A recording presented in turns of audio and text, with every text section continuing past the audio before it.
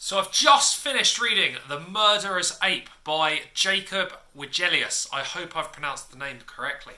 This is an outstanding book.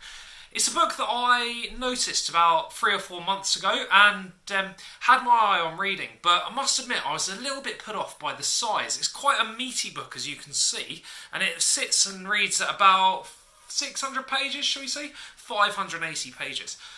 This book, as I mentioned, was superb. It's quite hard to pinpoint why I enjoyed it so much, and as I was reading it, I had quite a few conversations with people. I often get asked what I'm reading, and I said I'm reading The Murderer's Ape, and when I was going into detail as to how I enjoyed it, it was quite tricky to explain just why. It is quite a random story, and in some respects, when you're trying to explain it to other people, it sounds like it drags a little bit, but when you're reading it, it's an amazing page-turner. Essentially, it follows the story of an ape named Sally Jones. Now, Sally Jones is not a normal ape at all. Sally Jones can understand humans. Sally Jones can write. Sally Jones is an experienced and skillful engineer.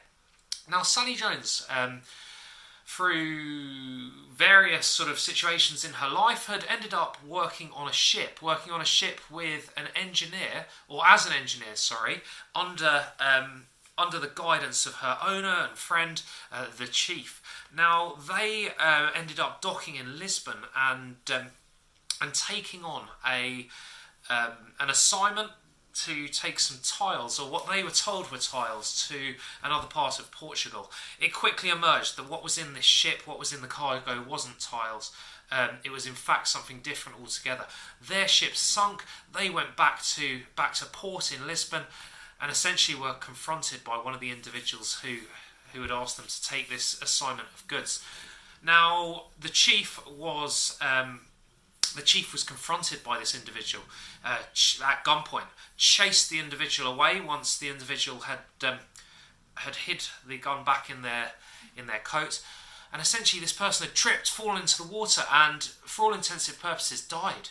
Now, the chief was arrested for murder and put in prison, and this left Sally Jones, the gorilla, confused, lost, and without anyone to care for her, feed her, without anything to do.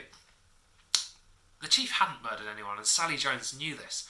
So throughout the story, throughout a 3-year adventure, Sally Jones was desperate to prove her friend, the chief's innocence. Sally Jones came across 2 wonderful people in Portugal who gave her a home and a job and looked after her, and for many reasons, or for a lot of the time, her life was great. She could have been quite content in this new life. She was living with a lady who was a brilliant singer, who cared for her, cooked for her, looked after her, and in the days she worked down in a workshop mending musical instruments, and most notably accordions. Now, Sally Jones, as I say, could have settled with this new life, but she didn't. Throughout everything, she was desperate to prove that the chief, Henry Koleska, was innocent and wanted to help him be freed. So she set about on a journey to India because she had got a hunch that the person that the chief was told to, or said to have murdered, had fled to India. So she went to India herself.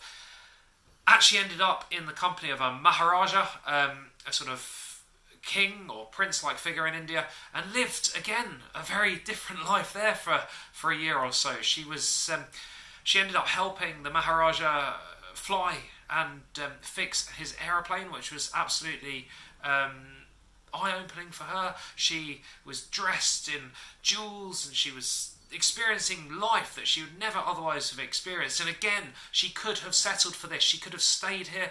This could have been part of her life and where she remained, and she was very comfortable and settled here. But no, she was destined and determined to prove that Henry, the chief, was innocent. So she ventured to a different part of India. She ends up back in Portugal. The story twists and turns and turns and twists, and in the end of it, I'll let you find out what happens. It was such a good book. It was one of those books that made me feel quite sad finishing it. I finished it, and I heard that there was another book called something like the Story of Sally Jones, or I can't remember quite what it was. But I thought, wow, there's a sequel. But I looked, and it was a prequel, which I probably will read and probably will have a look at, more of a graphic novel. But I was just, this left itself open to think perhaps it could go on, perhaps there could be a little bit more to this book, perhaps there could be something else, which I don't know if there will be.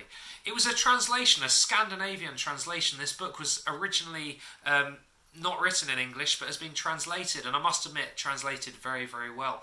It's not a book that I would say I wasn't blown away by vocabulary and description so much in this book. What really did it for me was the complexities of the story and how everything intertwined into one another. It was brilliant. I was so invested in Sally Jones, the protagonist. I haven't read a book that I've enjoyed this much for a very, very long time. So I would thoroughly recommend The Murderer's Ape to anyone. It's a book that I think in the classroom would sit as a sort of very a sort of high year 5, year 6 read, but I think children older than that could enjoy it very, very much indeed. It wasn't too heavy in terms of graphic themes. There were certainly mentions of death, guns, but in quite a subtle way. I don't think it was anything that would be too shocking or too surprising for Key Stage 2. But that was The Murderer's Ape, and I'll try again to pronounce the author's name, Jakob Wegelius. Thank you. As always, if you've enjoyed watching this, I'd massively appreciate if you could give it a thumbs up. If you could hit subscribe, that would be brilliant. Always looking to grow the channel and provide new content. Have a lovely Christmas. Cheers, guys.